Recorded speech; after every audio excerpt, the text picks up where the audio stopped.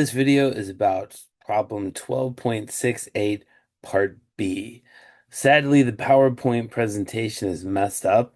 All of the equations seem to be have horrible mistakes in them.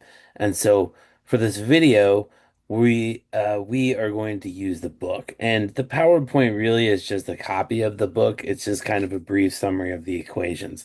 So let's get to the problem, and then we'll look at the correct part of the book. Okay.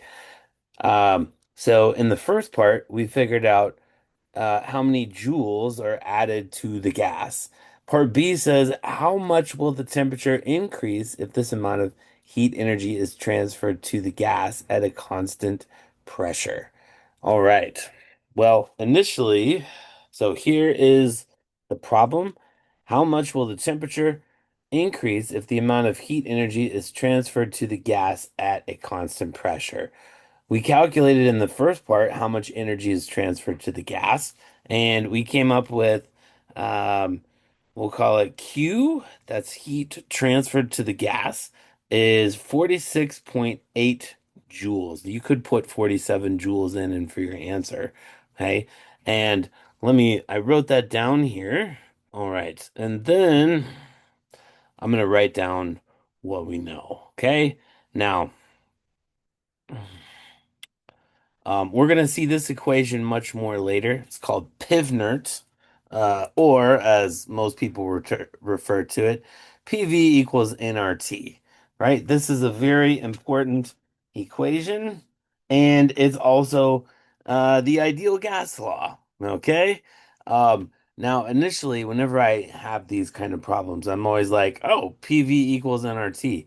But that is not actually the best way to do this problem. Eventually, you could get there, but there's a much simpler equation that we're going to use.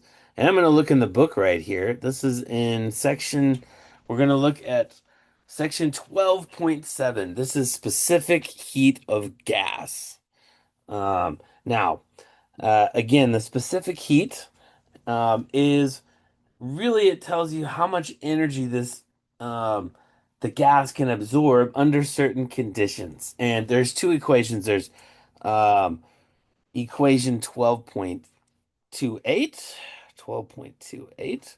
This is Q equals N, the number of moles, times the specific heat for a constant volume of a gas times the change in temperature.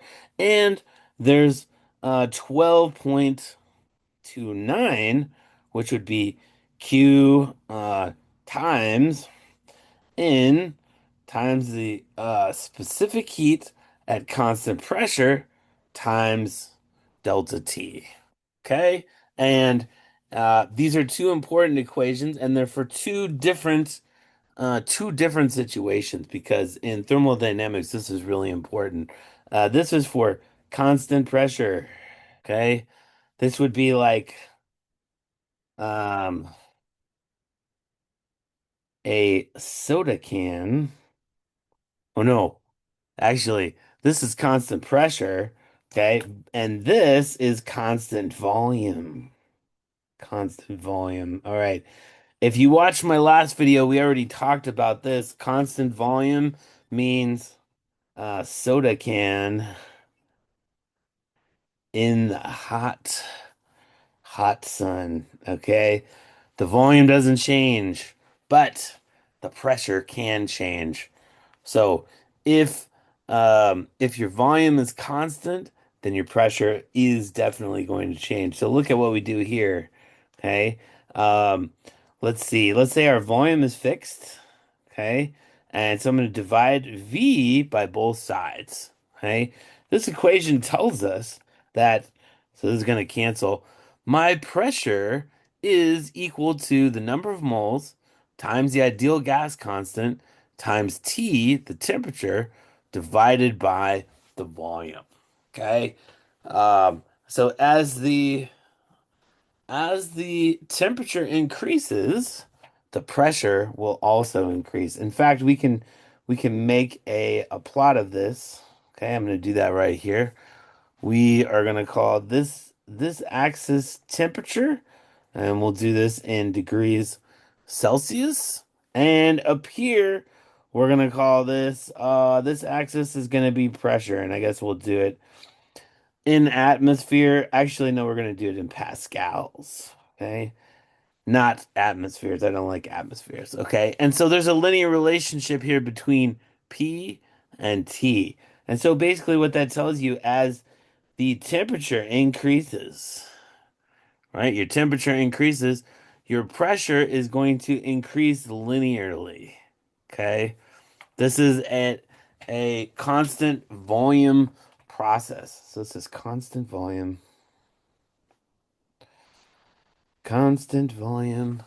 Okay. And so you know that as the temperature rises of your soda, right? Remember we had the sun shining, right? We're about to get into that hot weather. Look at that sun. The sun is shining on your soda can in the car. No, don't leave that unattended.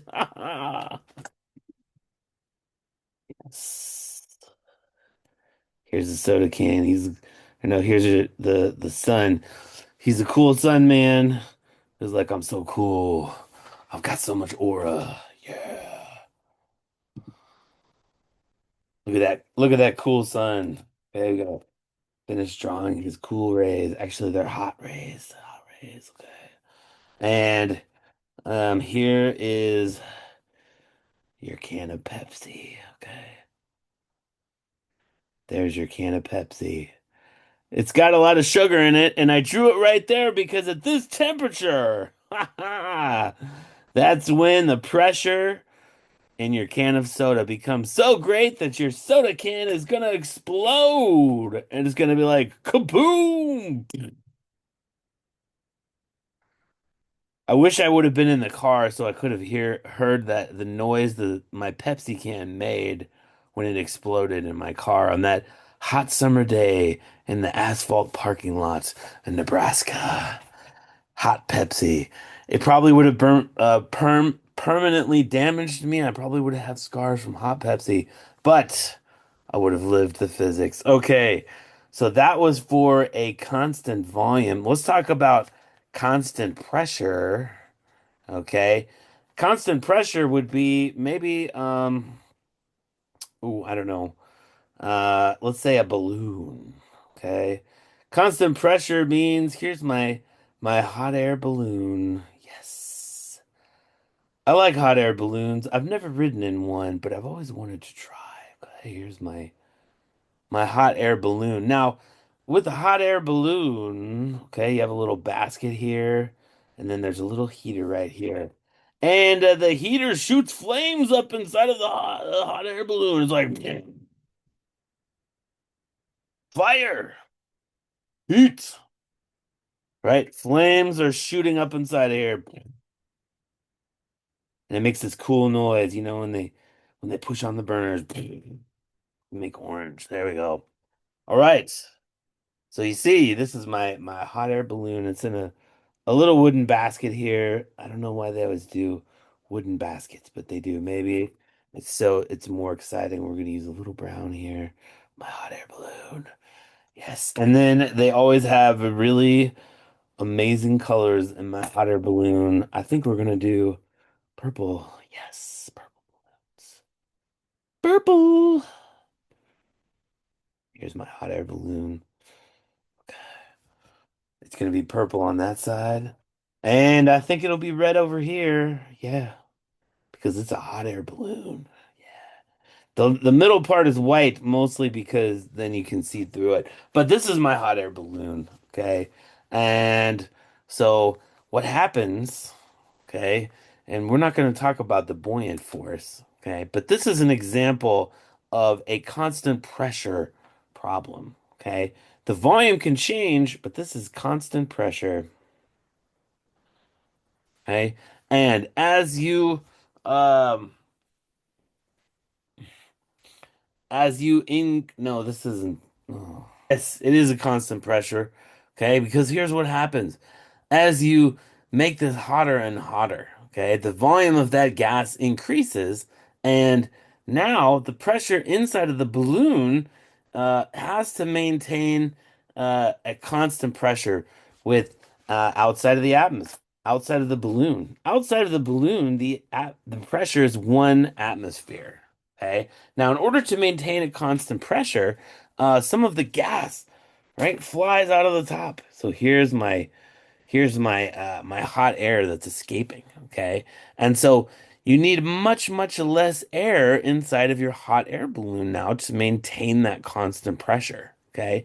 And so as it gets hotter and hotter, well, the mass inside of your hot air balloon decreases, okay?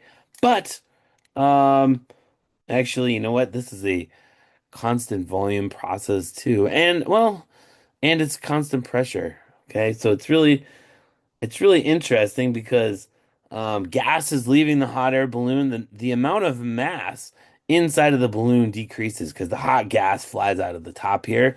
And so what happens? Well, the gas inside of here for this volume, okay, is lighter than the air outside. And so you end up with this net force that pushes up your balloon. We're not going to talk about that, or maybe we will. Yeah, I think we might talk about that in this chapter, okay? But because you have less mass in your hot air balloon, there's a buoyant force that pushes you up, okay? Because the air inside of the balloon weighs less than the volume of air that it's displacing. Oh, I feel like this is a different video. We're gonna come back to the hot air balloon. Okay, but to solve this problem, all right, back to the problem. How much will the temperature increase if the amount of heat energy is transferred to the gas at constant pressure? All right, we're gonna use this expression right here. Okay, Q equals N times CP times delta T. We already calculated what N is, but we'll do it again real quick. And CP is something that we need to look up.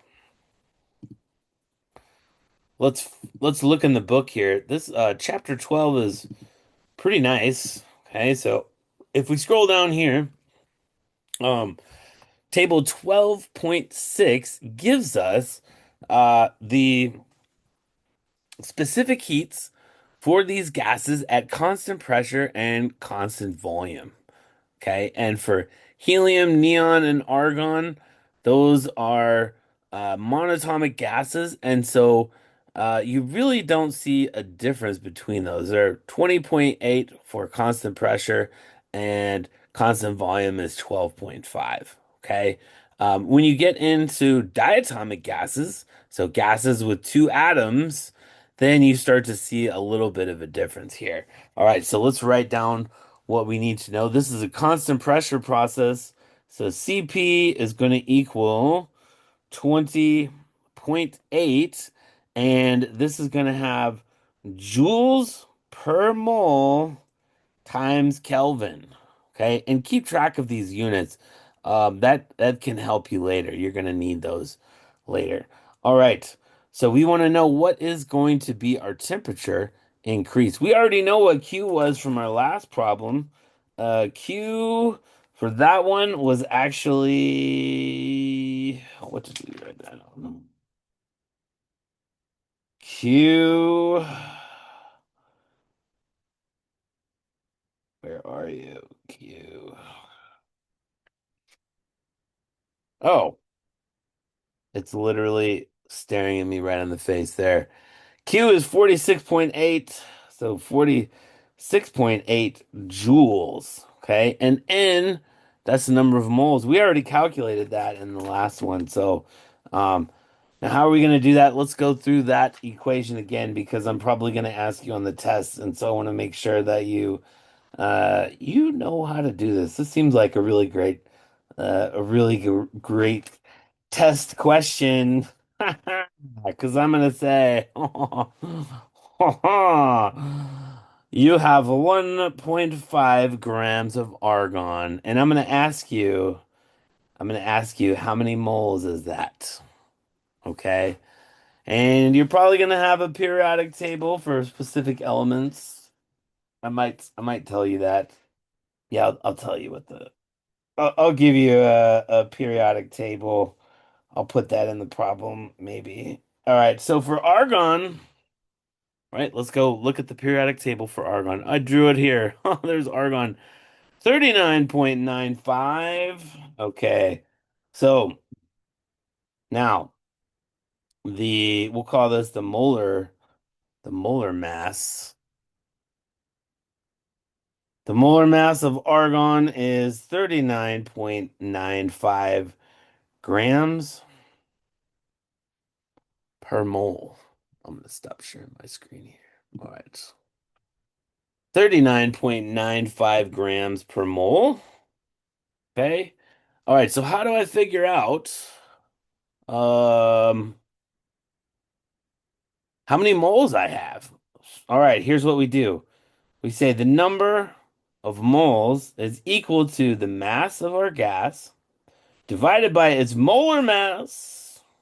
Okay, and that's going to leave us with the number of moles. So here we go. This is going to be 1.5 grams divided by 39.95 grams per mole. And remember, I've said this a lot, but if it's in the denominator of the denominator, it goes to the numerator. So here's what I'm going to do to show you one more time. I'm going to multiply the top and the bottom of this equation by moles, okay? Because that's essentially multiplying by 1. Okay, so my moles cancel here. I get moles in the top. My grams cancel out. Okay, and so now I have the number of moles. So the number of moles is 1.5 divided by 39.995. We had it in there, but we had a bunch of other stuff in there. Okay, so 1.5 divided by 39.95. I have to hold it at a funny angle here, but that's okay. All right, so the number of moles that we have is 0.0375. So 0.0375469. And I'm just gonna leave these digits in here for now, and that's gonna be our moles. I'm gonna leave these digits in here now for the purposes of the equation. Then when I get done with my answer, I'm gonna round it off. So now we have everything we need to know for this problem.